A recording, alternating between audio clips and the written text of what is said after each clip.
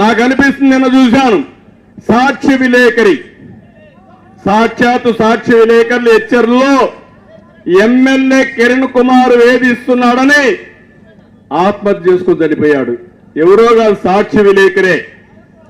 ఇంకో పక్క Kalahasti MLA PA, ఆ పిఏ ఆత్మహత్య చేసుకున్నాడని చెప్తున్నారు కానీ ఆత్మహత్య హత్య తెలియదు. వాటాలు కుదరనందువల్ల ఎక్స్పోజ్ అయిన దానివల్ల మనిషి ఎగిరిపోయాడు. ఇంకో పక్క ఈరోజు ఇక్కడే చెప్పాను ఎమ్మెల్యే కథ. అంటే ఒకటి రెండు కాదు, ఇలాంటివి చాలా ఎక్కువ జరిగే పరిస్థితి వచ్చింది.